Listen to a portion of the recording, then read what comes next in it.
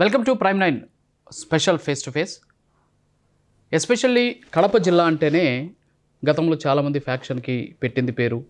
కడపలో YS family రాజకీయాలు చేస్తూ ఉంటుంది, వారి రాజకీయాలను తట్టుకోవడం చాలా కష్టం అని చెప్పేసి రకరకాలైనటువంటి మాటలు మాట్లాడేవారు. అది 2024 వరకు మాత్రమే జరిగింది. కానీ 2024 తర్వాత కడప జిల్లాలో పరిస్థితులు మారాయి. ప్రజల్లో రాజకీయ చైతన్యం వచ్చింది. రాజకీయ నాయకులు కూడా వాస్తవాలను గ్రహించి అద్భుతమైనటువంటి పాలన దిశగా జిల్లాను తీసుకెళ్లేటువంటి ప్రయత్నం చేస్తున్నారు. అందులో భాగంగా ఎస్పెషల్లీ రైల్వే కోడూరు నియోజకవర్గానికి చాలా ప్రాముఖ్యత ఉంది. తిరుపతికి సమీపంలో ఉంటుంది. అలాగే కడప జిల్లాలో ఉన్నటువంటి ప్రాంతం ఇటీవల ఏర్పడినటువంటి అన్నమయ్య జిల్లాలో ప్రముఖ పాత్ర పోషిస్తున్నటువంటి నియోజకవర్గం ఉంది. మరి అలాంటి నియోజకవర్గానికి సంబంధించి ఎంతో కాలంగా టీడీపీ జెండా ఎగరాలి అని చెప్పేసి టీడీపీ అధినేత చంద్రబాబు నాయుడు ఆ నియోజకవర్గం మీద ఫోకస్ పెట్టినప్పటికీ కూడా అనేక రకాలైనటువంటి కారణాలతోటి అక్కడ గెలుపు అనేది కుదరనటువంటి పరిస్థితి. అయితే ఈ నేపథ్యంలో 2024లో తెలుగుదేశం పార్టీలోకి వచ్చి తెలుగుదేశం పార్టీకి సంబంధించిన కేడర్ని సంఘటితం చేసి ఎన్నో ఏళ్ళుగా ఎదురు చూస్తూ ఉన్నటువంటి ఒక కళని నెరవేర్చినటువంటి వ్యక్తి మనకు ముక్క రూపానంద రెడ్డి గారు. సో వారు ఉన్నారు, వారితో మాట్లాడదాం. నమస్కారం. నమస్తే. ఎస్పెషల్లీ మీ విషయానికి వస్తే రైల్వే కోడూరు నియోజకవర్గానికి సంబంధించి చాలా ఏళ్ళుగా తెలుగుదేశం పార్టీ జెండా ఇక్కడ ఎగరాలి అనేది చంద్రబాబు నాయుడు గారి కోరిక, అలాగే పార్టీ అధినాయకత్వం కోరిక. కానీ అది తీరని కలగా మిగిలిపోయిన పరిస్థితి. కానీ 2024 అంత సునాయాసంగా గెలవడానికి రూపానంద రెడ్డి గారి పాత్ర ఏంటి? మా కోడూరు నియోజకవర్గ ప్రజలు ఆశీస్సులతోటి ప్రతి ఒక్కరూ హార్డ్ వర్క్ చేసి, నేను గొప్ప నువ్వు గొప్ప అనకుండా ప్రతి ఒక్కరూ కష్టపడి పనిచేసి రైల్వే కోడూరు నియోజకవర్గాన్ని గెలిపించడం జరిగింది. పులివెందుల తర్వాత రైల్వే కోడూరు వైఎస్ఆర్సీపీకి పటిష్టమైన నియోజకవర్గం. అటువంటి నియోజకవర్గాన్ని 20 సంవత్సరాల తర్వాత ప్రజలు ఆశీస్సులతోటి వాళ్ళ పట్టుదలతోటి గెలవడం జరిగింది. వాళ్ళకు నా జీవితాంతము ఎప్పుడు రుణపడి ఉంటా. వాళ్ళకి ప్రతిరోజు కూడా ఉదయం 7 నుంచి రాత్రి 11 వరకు వాళ్ళకు సర్వీస్ చేస్తున్నాం. పటిష్టంగా తెలుగుదేశం పార్టీ ఇక్కడి నుంచి ఫౌండేషన్ స్ట్రాంగ్గా వేస్తుంది. జీవితంలో వైఎస్ఆర్ కాంగ్రెస్ పార్టీ గెలవడానికి వీలు లేకుండా పటిష్టంగా ఈ రైల్వే కోడూరు నియోజకవర్గాన్ని తీర్చిదిద్దడం జరుగుతుంది. ఇప్పుడు వచ్చాను, మీ ఇంటికి వచ్చాను, మొత్తం అట్మాస్ఫియర్ చూసాం. రూపానంద రెడ్డి గారిని కలవడానికి వస్తే ఇక్కడికి వచ్చినటువంటి వ్యక్తికి మనిషికి విలువిస్తున్నారు. రాగానే వాళ్ళకి ఇచ్చేటువంటి గౌరవం అంటే వాళ్ళ స్థాయిలతో సంబంధం లేకుండా పార్టీ కార్యకర్త దగ్గర నుంచి నాయకుడి వరకు ఒకే ట్రీట్మెంట్ జరుగుతుంది. నేను అబ్జర్వ్ చేస్తూ ఉన్నా. ఏంటి అసలు అంటే అది మీకు మొదటి నుంచి అలాంటి పరిస్థితి ఉందా, లేకపోతే ఇది కేవలం ఈ ప్రాంతంలో ఉన్నటువంటి మచ్చిక చేసేటువంటి ప్రయత్నం? మొట్టమొదటి నుంచి యాక్చువల్గా నేను వైఎస్ఆర్సీపీ ఇన్ఛార్జిగా ఉన్నప్పుడు కూడా నేను ఫౌండేషన్ ద్వారా ప్రతి ఒక్కరికి బీదలకు నేను సంపాదించిన దాంట్లో ఒక 10% నా కోడూరు నియోజకవర్గ ప్రజలకు నేను చేయాలని సంకల్పంతో ఫౌండేషన్ పెట్టడం జరిగింది. అప్పటి నుంచి కంటిన్యూగా జరుగుతుంది ఇది. ఇప్పుడు ప్రజల ఆశీస్సులతోటి ఇంత నమ్మకం ఉంచి నన్ను 20 ఏళ్ళ తర్వాత గెలిపించినందుకు వాళ్ళ రుణం ఏ విధంగా తీర్చిదిద్దాలనే ఆశయంతో ప్రతిరోజు కష్టపడి మా నలుగురుంటే నా వైఫ్ కానీ బాబు కానీ ఎమ్మెల్యే కానీ నేను కానీ ప్రతి ఒక్కరూ కష్టపడి పనిచేసి ప్రతి ఒక్కరికి మేలు చేయాలనే ఉద్దేశంతో మనం ఈ వర్క్ చేయడం జరుగుతూ ఉంది. చాలామంది రైల్వే కోడూరుకి సంబంధించి ఇటీవల కాలంలో అక్కడ ఒక ఎమ్మెల్యే కాదు 4 ఎమ్మెల్యేలు అనేటువంటి ప్రచారం జరుగుతుంది. కానీ ఇక్కడికి వచ్చి చూస్తే వాస్తవం వేరేలాగుంది. ఏంటి అంటే ఇక్కడ వచ్చేటటువంటి మనిషికి ఏ సమస్య ఉందో తెలుసుకొని చేసేటువంటి ప్రయత్నం, దానికి పదవి అవసరం లేదు. కానీ ఎందుకని అలాంటి ప్రచారం ఎందుకు జరిగింది అసలు? అంటే పొరపాటు వాడు చెప్పడం 4 ఎమ్మెల్యేలు అనేది 2,05,000 మంది ఓటర్స్ ప్రతి ఒక్కడు ఎమ్మెల్యేని. గ్రేట్. ప్రతి ఒక్కడు ఎమ్మెల్యేని. ప్రతి ఒక్కడికి రైట్ ఉంటుంది. వాళ్ళు కష్టపడి పని చేసి నన్ను ఈ స్థాయికి తీసుకొచ్చినందుకు వాళ్ళ రుణం తీర్చుకోవాలనే ఆలోచనతో మేము అందరం కష్టపడి డే అండ్ నైట్ కష్టపడి పనిచేస్తున్నాం. జీవితంలో వాళ్ళు నన్ను ఆస్వాదించారు. జీవితంలో వాళ్ళు మర్చిపోలేని విషయం. వాళ్ళ కోసం ఏదైనా నేను చేయడానికి సిద్ధంగా ఉన్నా. ఓకే, అంటే మీకైతే మంచి ఆలోచనలు ఉన్నాయి. నియోజకవర్గాన్ని అభివృద్ధి చేయాలి, తర్వాత నమ్ముకున్న కార్యకర్తలకు మంచి చేయాలి అనే ఆలోచనతో మీరు ముందుకెళ్తున్నారు. ఎందుకంటే పార్టీలో ఒక రకమైనటువంటి లోకలోకలు ఇటీవల జరుగుతున్న సంఘటనలు ఇవన్నీ ఎప్పుడైనా మీ మనసుకు బాధ కలిగించాయండి? అంటే రాజకీయాల్లో ఇది సహజం. పళ్ళున్న చెట్టుకే రాళ్ళు పడుతుంటాయి కాబట్టి ఇది సహజం. ఇవన్నీ నేను పట్టించుకోను. నా నియోజకవర్గ ప్రజలు నన్ను ఆస్వాదించారు. వాళ్ళ అభివృద్ధి నా ధ్యేయంగా ముందుకు పోతాను తప్పితే చిన్న చిన్న విషయాలు పట్టించుకోవడం జరగదు. ఓకే. 20 ఏళ్ల తర్వాత మీకు మంచి అధికారం ఇచ్చారు. బాగుంది. మరి ముక్కా రూపానందరెడ్డి గారు రైల్వే కోడ్ నియోజకవర్గాన్ని ఎలాంటి అభివృద్ధి చేయాలనుకుంటున్నారు? మీ ముందున్నటువంటి లక్ష్యాలు ఏంటి? 1 ఇయర్ అయిపోయింది. ఇంకొక 4 ఇయర్స్ ఉంది. మినీ మహానాడు జరుపుకోవడం జరిగింది. ఇప్పటి వరకు ఒక 70 కోట్ల వరకు రోడ్స్ వర్క్ చేసాం ఈ 1 ఇయర్లో. ఈ 1 ఇయర్లో. ఇప్పుడు ఒక 20 crores వర్క్స్ ఆల్రెడీ స్టార్ట్ అవుతున్నాయి. మేము మినీ మహానాడులో 22 తీర్మానాలు చేయడం జరిగింది. సోమశిల బ్యాక్ వాటర్ అయితేనేమి, నగిరి గాలేరు కాలువ అయితేనేమి, కోడూరు వెంకటగిరి రోడ్డు అయితేనేమి, మన బస్ స్టాండ్ అయితేనేమి, కోడూరుకు డ్రైనేజ్ అయితేనేమి, ఇటువంటివి మన పత్రికా విలేకరులకు స్థలాలు ఇవ్వడం అయితేనేమి, ఇటువంటి అన్ని 22 తీర్మానాలు చేయడం జరుగుతుంది. ఈ తీర్మానాలు కూడా కోడూరు అభివృద్ధి కోసం పాటుపడతాయని, ఇవన్నీ మన మహానాడులో మన ప్రీతం ముఖ్యమంత్రి చంద్రబాబు నాయుడు గారికి ఇవ్వడం జరుగుతుంది. ఈ తీర్మానాలు అన్నీ జరిగితే నియోజకవర్గం పటిష్టంగా తెలుగుదేశం పార్టీ కానీ అభివృద్ధి కానీ జరుగుతుందని నిర్ణయించడం జరిగింది. ఓకే. ముక్కా రూపానందరెడ్డి గారు ఏ పార్టీలో ఉంటే ఆ పార్టీ గెలుస్తుంది అనేది గతం నుంచి చూస్తున్నాం. అదొక సెంటిమెంట్ అని కూడా చాలామంది చెప్పారు వచ్చిన సందర్భంలో. మరి ఎందుకు మీరు వైఎస్ఆర్ కాంగ్రెస్ పార్టీని వదలాల్సి వచ్చింది? కొన్ని పరిస్థితుల కారణాల వల్ల మనిషికి డబ్బులు ముఖ్యం కాదు, పదవి ముఖ్యం కాదు, ఒక విలువ అనేది ముఖ్యం. నిస్వార్థంగా పార్టీకి సేవ చేసే వ్యక్తికి ఆ విలువ లేకపోతే మనం ఉండడం వేస్ట్ అనే పద్ధతిలోనే నేను ఆ పార్టీ వేయడం జరిగింది. కానీ స్వార్థం కోసం పార్టీ వేయలేదు. నాకు బోర్డు మెంబర్ ఇస్తా అన్నారు, గవర్నమెంట్ ఉన్నదే అయినా కూడా నేను పార్టీ చేంజ్ అయినాను. కాబట్టి నేను స్వార్థం కోసం పార్టీ చేంజ్ కావడం, ఒక విలువ కోసం పార్టీ చేంజ్ అవడం జరిగింది. అంటే ఇటీవల కాలంలో జగన్మోహన్ రెడ్డి గారి నోట్లో నుంచి ఒక మాట వింటున్నాం పదే నమ్మించి మోసం చేశారు, తర్వాత ఇలా చాలామంది చేశారు, విజయసాయిరెడ్డి వ్యవహారంలో కావచ్చు, ఇలా మాట్లాడుతున్నారు. మరి వైఎస్ఆర్ కాంగ్రెస్ పార్టీని నమ్ముకొని మోసం పోయిన వ్యక్తులు కానీ, లేకపోతే వైఎస్ఆర్ కాంగ్రెస్ పార్టీ మోసం చేసినటువంటి వ్యక్తులు కానీ చాలామంది ఉన్నారు. సో మీరు కూడా అలాంటి కోలోకి వస్తారు?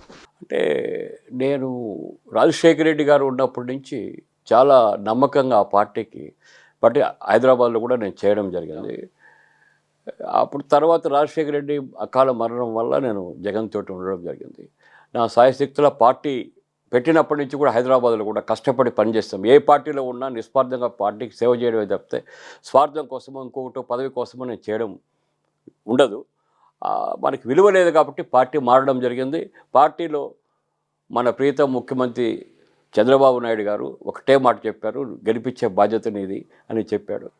నేను సార్ మీరు నాకు టికెట్ ఇవ్వండి, నా మనిషికి టికెట్ ఇవ్వండి, నేను గెలిపించుకోవచ్చే బాధ్యత నాది, ఏది కూడా నేనే చూసుకుంటాను, నేను గెలిపించుకోవచ్చి మీ హ్యాండ్ ఓవర్ చేస్తానని చెప్పడం జరిగింది.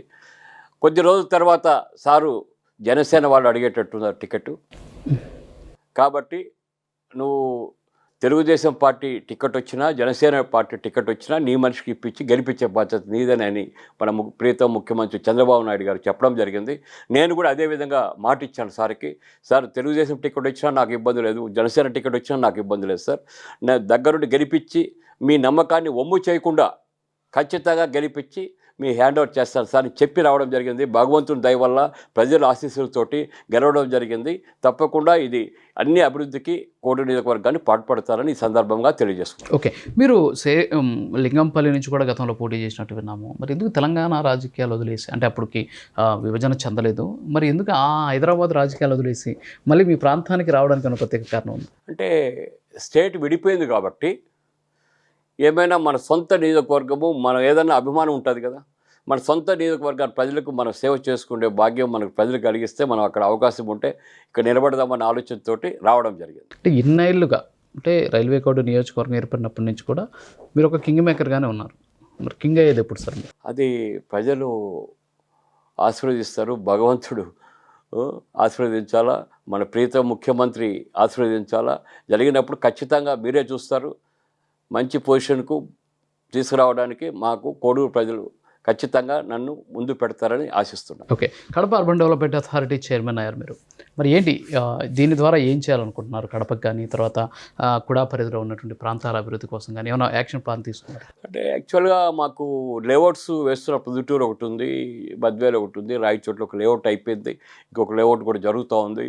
ఏంటంటే ఈ లేఅవుట్స్ వేసి వచ్చిన డబ్బులతోటి మా ఉమ్మడి కడప జిల్లా 10 నియోజకవర్గాల్లో డెవలప్మెంట్కు ఆ అమౌంట్స్ డైవర్ట్ చేయడం జరుగుతుంది. పార్కులు కానీ, రోడ్స్ కానీ, లైట్స్ కానీ ఇవన్నీ అభివృద్ధి చేయాలని ఈ కూడా డెవలప్మెంట్ కార్పొరేషన్ మీటింగ్ పెట్టుకొని కూడా మేము నిర్ణయించుకున్నాం. ఓకే.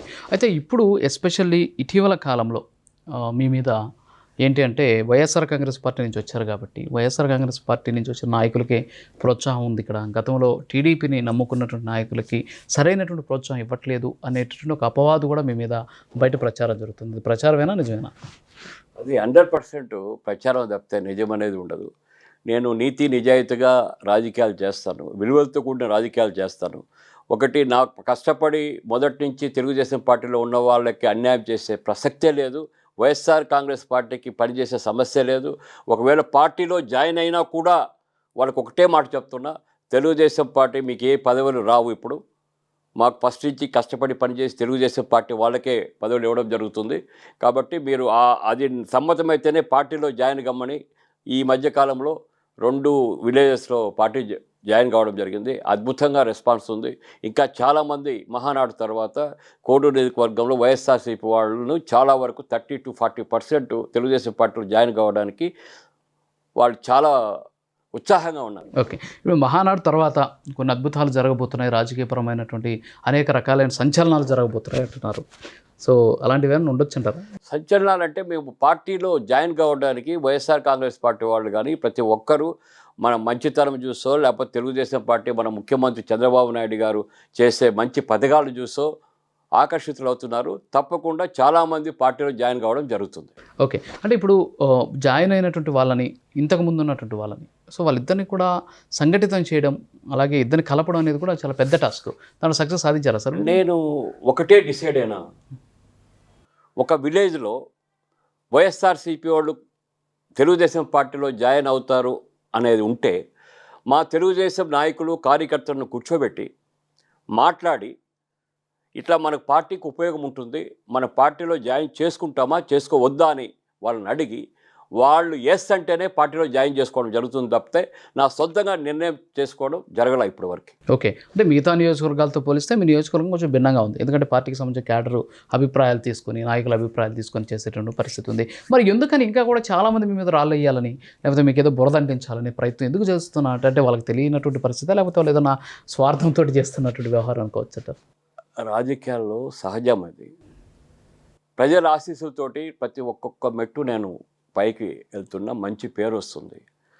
ఏదో ఒకటి డిస్టర్బ్ చేయాలనే ఆలోచన తప్పితే, ఇంకా మనకు రాజకీయ భవిష్యత్తు ఉండదని ఒక కారణంతో తప్పితే వేరే మార్గం లేదు. ఎవ్వరు వచ్చినా పని ఉదయం నుంచి సాయంత్రం వరకు పనిచేసి పెడుతున్నాం. వాడు బీదవాడు కానీ, పెద్దవాడు కానీ, ఇంకొకటి కానీ ఎవరు వచ్చినా మన శక్తి కొద్దీ మనం చేయగలిగిన పని చేస్తున్నాం.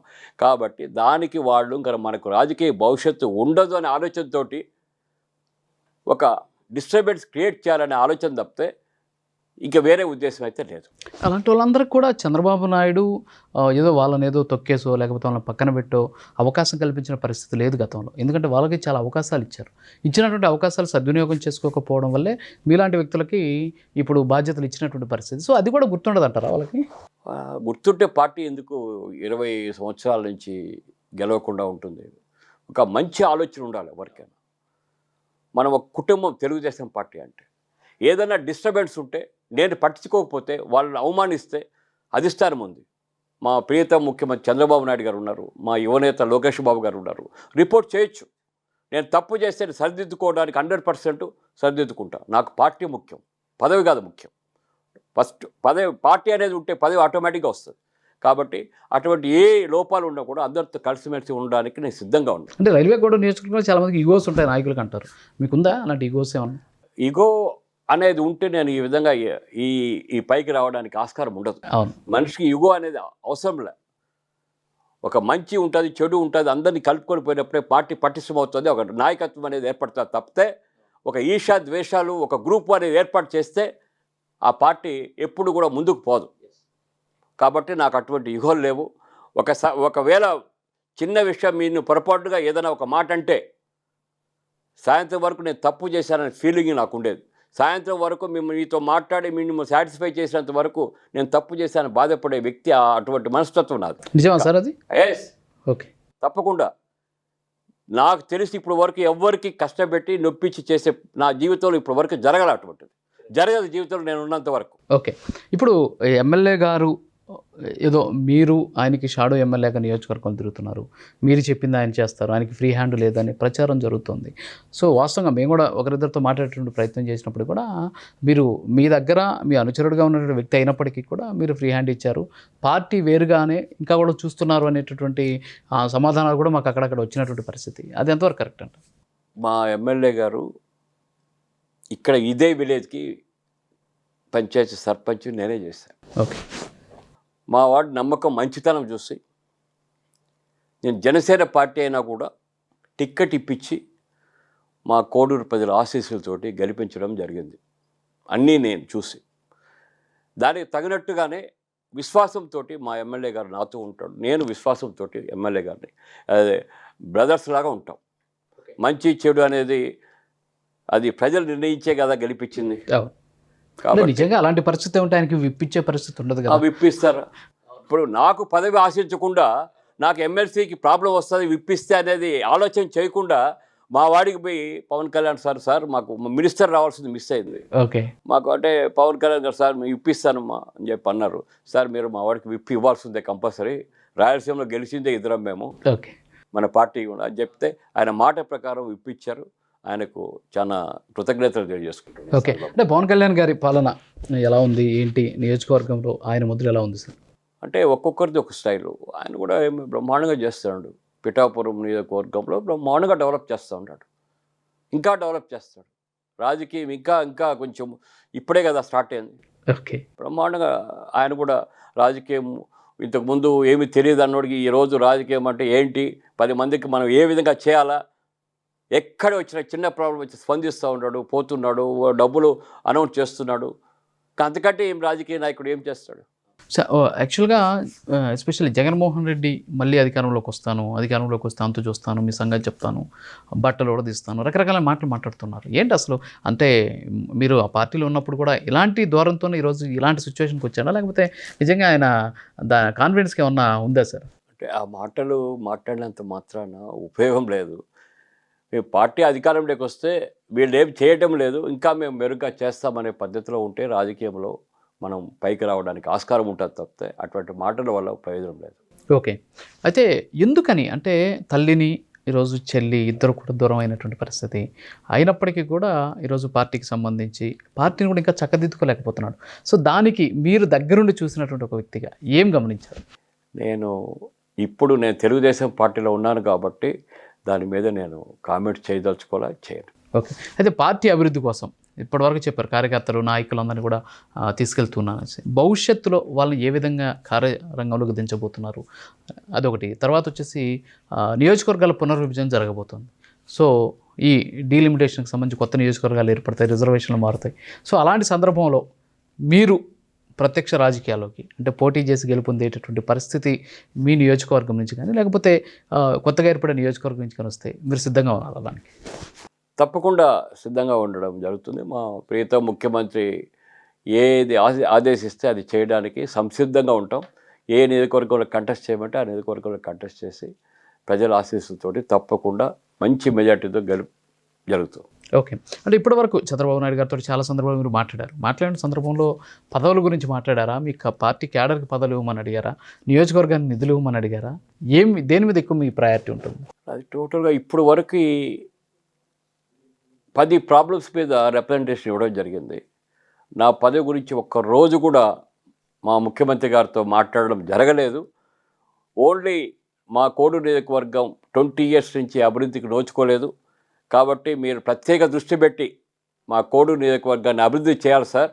మా నగరీ గాలేరు కాలం వస్తే రాజంపేట కోడూరు సస్యశ్యామలం అవుతుంది సార్. అదొక్కటి మాకు దయచేసి మీరు క్యాన్వాసింగ్లో వచ్చినప్పుడు మన పవన్ కళ్యాణ్ గారు కానీ మీరు మాట ఇవ్వడం జరిగింది. తప్పకుండా మాకు ఆ మాట నిలబెట్టుకొని మా కోడూరు ప్రజలు మీరు తప్పకుండా నగరీ గాలేరు కాలం వస్తే బ్రహ్మాండంగా అభివృద్ధి జరుగుతుందని చెప్పడం జరిగింది. ఓకే.